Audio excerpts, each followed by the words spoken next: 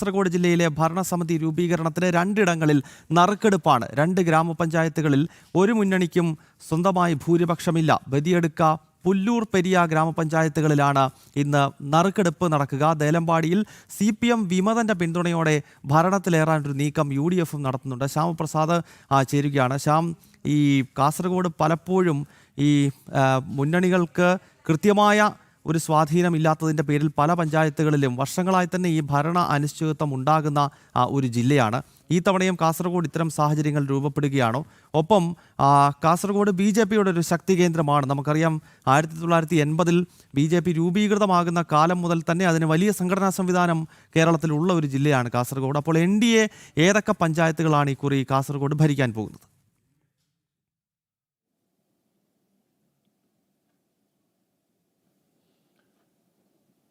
ഗൗതം, സപ്തഭാഷാ സംഗമഭൂമിയായ കാസർഗോഡും ഇത്തവണയും പല ഗ്രാമപഞ്ചായത്തുകളിലെല്ലാം തന്നെ അനിശ്ചിതത്വം നിറഞ്ഞു നിൽക്കുന്ന ഒരു സാഹചര്യം കൂടിയാണുള്ളത്. പ്രധാനമായും ഗൗതം സൂചിപ്പിച്ചതുപോലെ തന്നെ കാസർഗോഡ് ജില്ലയിൽ ഭരണസമിതി രണ്ടിടങ്ങളിലാണ് നറുക്കെടുപ്പിലേക്ക് പോകുന്ന ഒരു സാഹചര്യം ഉണ്ടാകുന്നത്. ഇതിൽ പ്രധാനപ്പെട്ട ഒരു പഞ്ചായത്ത് എന്ന് പറയുന്നത് ബദിയടുക്ക പഞ്ചായത്തിലാണ്. ഇവിടെ ബദിയടുക്ക പഞ്ചായത്തിൽ UDFനും ഒപ്പം തന്നെ NDAയ്ക്കും 10 വീതം സീറ്റുകളാണുള്ളത്. LDF 1ലേക്ക് ചുരുങ്ങുകയും ചെയ്തു. ഈ പഞ്ചായത്തിൽ നിലവിൽ തുല്യ സീറ്റുകളിലേക്ക് വന്നിരിക്കുന്ന ഒരു സാഹചര്യം ഉണ്ടാകുകയാണെങ്കിൽ നറുക്കെടുപ്പിലേക്ക് പോകാൻ, അതായത് മത്സരത്തിന് ശേഷം തുല്യത കൈവരിച്ചു കഴിഞ്ഞാൽ വീണ്ടും നറുക്കെടുപ്പിലേക്ക് പോകാനുള്ള ഒരു സാധ്യതയുണ്ട്. അതാണ് പ്രധാനമായും കാസർഗോഡ് ബദിയടുക്ക പഞ്ചായത്തിലെ നിലവിലുള്ള സീറ്റ് വിവരങ്ങളും ഒപ്പം തന്നെ പഞ്ചായത്തിന് മത്സരക്രമവും അനുസരിച്ച് പറയുകയാണെങ്കിൽ, അപ്പം കഴിഞ്ഞ തവണയെല്ലാം തന്നെ ഇത്തരത്തിലൊരു അനിശ്ചിതത്വം നിലനിന്നിരുന്ന ഒരു സാഹചര്യം കൂടിയുണ്ട്. അതിനാൽ തന്നെ ടോസ് നിർണായകമാകുകയും ചെയ്യും. LDFന് ഒരു സീറ്റാണ് നിലവിൽ ഇവിടെ ഉള്ളുകയും ഈ ഒരു സാഹചര്യത്തിൽ വളരെ നിർണായകമായ ഒരു നീക്കം തന്നെയായിരിക്കും ബദിയടുക്ക പഞ്ചായത്തിലുണ്ടാകുക. ഒപ്പം തന്നെ വെള്ളൂരിലേക്ക് വന്നു കഴിഞ്ഞാൽ NDA 6ഉം ഒപ്പം തന്നെ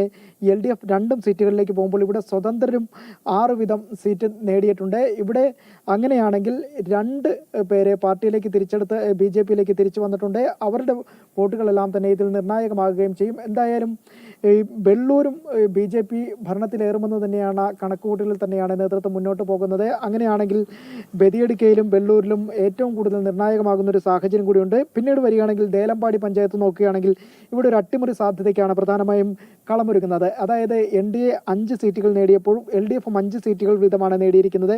ഒപ്പം തന്നെ UDF 4 സീറ്റുകളുണ്ട്. പ്രധാനമായും UDF ഈ 3 വിമതർ കൂടി ഇവിടെ സ്വതന്ത്രമായി മത്സരിച്ചിട്ടുണ്ട്. ഇവരെ കൂട്ടുപിടിച്ചുകൊണ്ട് ഭരണത്തിലേറുകയാണെങ്കിൽ 7 സീറ്റ് നേടിക്കൊണ്ട് ഇത്തരത്തിൽ ഭരണത്തിൽ കയറാനാണ് UDFന്റെ ശ്രമം ഉണ്ടായിരിക്കുന്നത്. അതിനാൽ തന്നെ ഇതിനിടയിൽ ഒരു ധാരണ കൂടി വെച്ചിട്ടുണ്ട്. അതായത് CPM വിമതനായി മത്സരിച്ച വ്യക്തിയെ ഇവിടെ പ്രസിഡന്റ് ആക്കാമെന്ന് വരെ ഒരു ധാരണയാണ് ഈ CPMും കോൺഗ്രസും ഇവിടെ മുന്നോട്ട് വെച്ചിരിക്കുന്ന ധാരണ. എന്തായാലും ഇവരുടെ അന്തർധാരയെല്ലാം തന്നെ സജീവമായി തന്നെയാണ് ഇപ്പോഴും ദേലമ്പാടി പഞ്ചായത്തിൽ നിലകൊള്ളുന്നത്.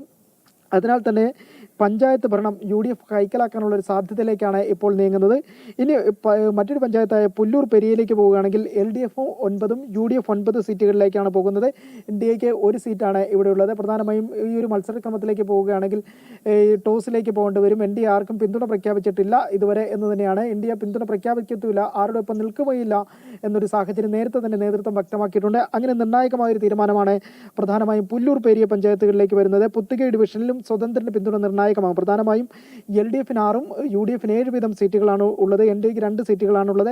അതിനാൽ തന്നെ ഇവിടെയും NDA തങ്ങളുടെ നിലപാട് പ്രഖ്യാപിച്ചുകൊണ്ട് മാറി നിൽക്കുന്ന ഒരു സാഹചര്യം കൊണ്ടുണ്ടാകും. ഒപ്പം തന്നെ ഒരു സ്വതന്ത്രന്റെ പിന്തുണ അത് LDFോ UDFോ നേടുമെന്നാണ് ഇനി കണ്ടറിയേണ്ടത്. എന്തായാലും കാസർഗോഡിനെ സംബന്ധിച്ചിടത്തോളം പ്രധാനപ്പെട്ട ഒരു നിർണായകമായ ഒരു നീക്കം തന്നെയാണ് ഈ ഗ്രാമപഞ്ചായത്തുകളിൽ, ഞാൻ സൂചിപ്പിച്ച ഗ്രാമപഞ്ചായത്തുകൾ ഉണ്ടായിരിക്കുന്നത്. ഒപ്പം തന്നെ മധൂർ പഞ്ചായത്തിലേക്ക് വരികയാണെങ്കിൽ ഏറ്റവും കൂടുതൽ കാലം തുടർച്ചയായി ഭരിച്ച മധൂർ പഞ്ചായത്തിൽ ഇത്തവണ BJP അധികാരത്തിലേറുകയും ചെയ്യും.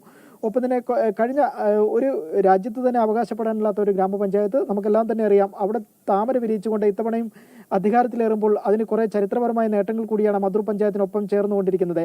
ഗൗതം, ഓക്കെ, വടക്കൻ കേരളത്തിലെ വിശേഷിച്ച് കാസർകോട്ടെ സാഹചര്യങ്ങളാണ് ശ്യാമപ്രസാദ് ചൂണ്ടിക്കാട്ടിയത്. ചില പഞ്ചായത്തുകളിൽ ഒരു മുന്നണികൾക്കും ഭൂരിപക്ഷമില്ലാത്ത പശ്ചാത്തലത്തിൽ അവിടെ ടോസിംഗ് ഉണ്ടാകും. മറ്റു ചിലയിടത്ത് NDA അധികാരത്തിൽ നിന്നും താഴെ ഇറക്കാനായിട്ടുള്ള ചില കളികൾ ഇരുമുന്നണികളും നടത്തുന്നു. കാസർഗോഡ് അത്തരം സാഹചര്യങ്ങളുണ്ട്. ഒപ്പം മധൂർ പോലെ പതിറ്റാണ്ടുകളായി ഏതാണ്ട് 1979 മുതൽ BJP ഭരിക്കുന്ന പഞ്ചായത്താണ്. അവിടെയും ഈ തവണ മാറ്റമില്ല. ഇത്തവണയും അവിടെ BJPയുടെ ഭരണം ഉറപ്പാണ്.